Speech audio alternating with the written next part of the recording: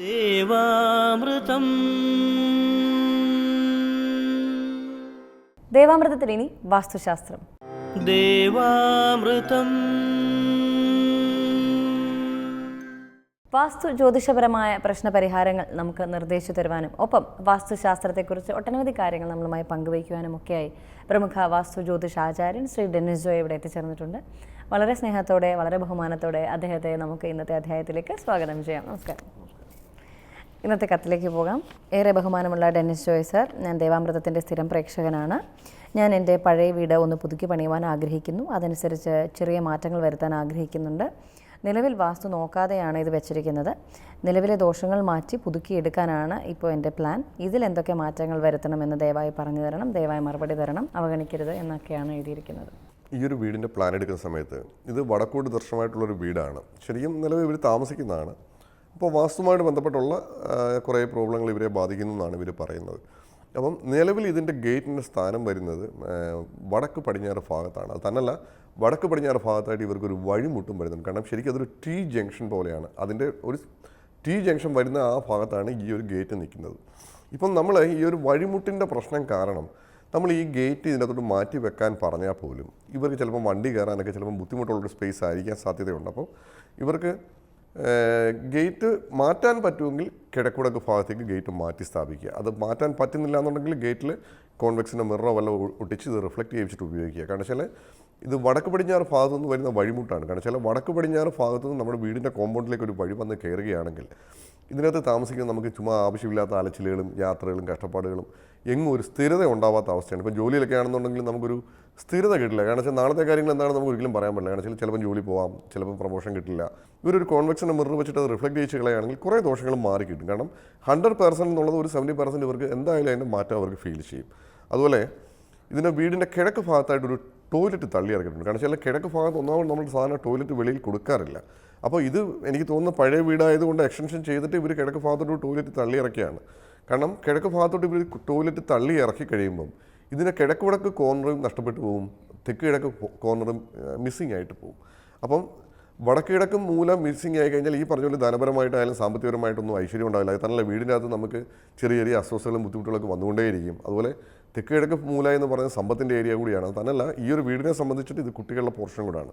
അപ്പോൾ പിള്ളേരെ കൊണ്ട് ഏതെങ്കിലും രീതിയിലുള്ള ബുദ്ധിമുട്ടുകൾ ഇതിനകത്ത് താമസിക്കുന്ന അച്ഛനും അമ്മയ്ക്കും ഉണ്ടാവാനുള്ള സാധ്യത വളരെയധികം കൂടുതലാണ്. അപ്പം ഇവർക്ക് ഇപ്പോൾ പുതുക്കിയെടുക്കുകയാണെങ്കിൽ, ഇപ്പം നമ്മൾ ഇത് കൂട്ടിയൊക്കെ യോജിച്ച് പോവുകയാണെങ്കിൽ ഇത് ഒരുപാട് വളഞ്ഞ വഴി കൂടെ നമ്മൾ കൂട്ടി യോജിപ്പിക്കേണ്ടി വരും. അപ്പോൾ ഇവർക്ക് ഇതിനേക്കാളൊക്കെ ഏറ്റവും എളുപ്പം ഈ കിഴക്ക് ഭാഗത്തോട്ട് തള്ളി നിൽക്കുന്ന ആ ഒരു ടോയ്ലറ്റ് ഇവർ പൂർണ്ണമായിട്ട് ഒഴിവാക്കിയിട്ട് ഇവർക്ക് വീടിൻ്റെ മുകൾ നിലയിലായിട്ട് നമുക്കത് പ്ലാൻ ചെയ്യാൻ പറ്റും. എന്തായാലും ഇവർ വീട് പണിയുകയാണ്.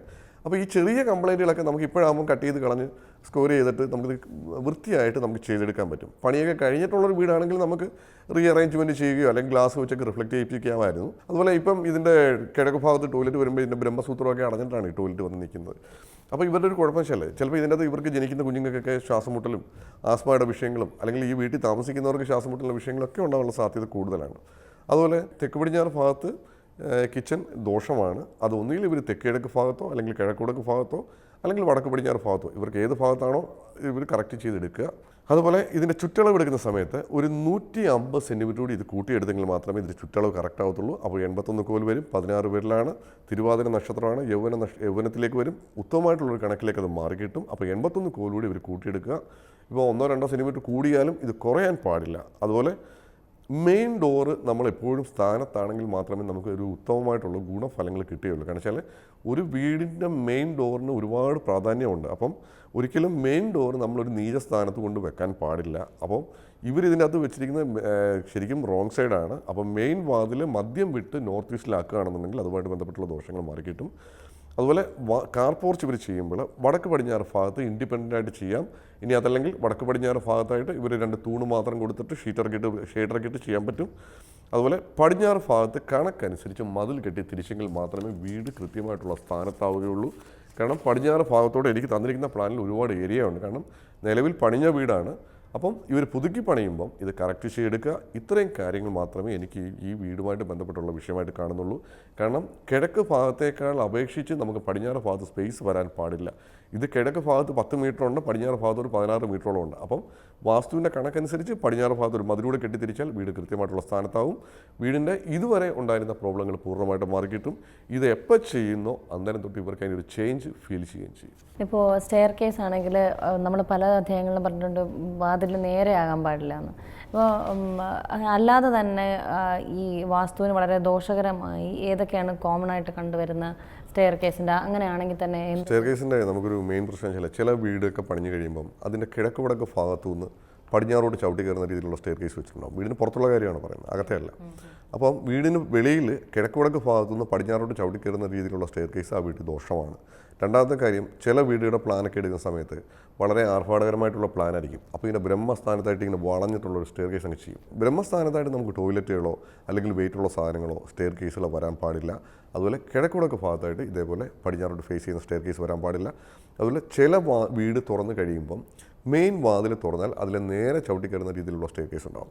ഇങ്ങനെ നേരെ ചവിട്ടിക്കയറുന്നുള്ള സ്റ്റെയർ കേസുള്ള വീട്ടിൽ താമസിക്കുമ്പോഴാണ് അതിനകത്ത് താമസിക്കുന്ന ആൾക്കാർക്ക് മാനസികമായിട്ടുള്ള പ്രയാസങ്ങളുണ്ടാവാം. ചിലപ്പോൾ ഒരു സൂയിസൈഡ് ടെൻഡൻസിയിലേക്കൊക്കെ ഇത് മാറിപ്പോകാനുള്ള സാധ്യത വളരെ കൂടുതലാണ്. നമ്മുടെ വീടിനകത്ത് നമ്മൾ സ്റ്റെയർ കേസ് പ്ലാൻ ചെയ്യുമ്പോഴും അത് കൃത്യമായിട്ടുള്ള ദിശയിൽ തന്നെ അത് പ്ലാൻ ചെയ്യുക.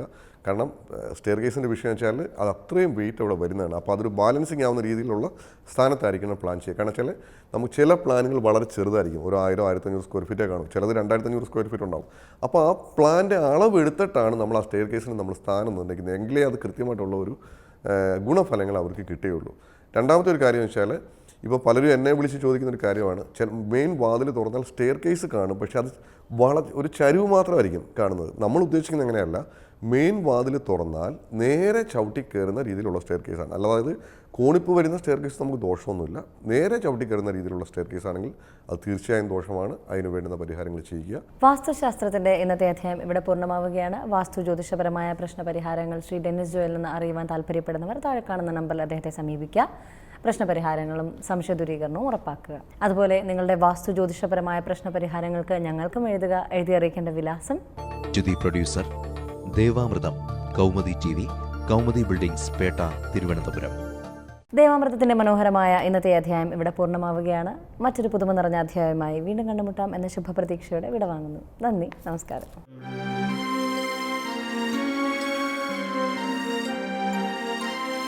മറക്കുന്നു നാം ഇന്നു നമ്മളെ തന്നെ, വേദാന്തമില്ലാത്ത നാൾ വഴിയിൽ അറിവിൻ്റെ ആ ദിവ്യ പ്രഭയായി ചൊരിയുന്നു ഗുരുവരുളാകുന്ന ദേവാമൃതം. ഗുരുവരുളാകുന്ന ദേവാമൃതം.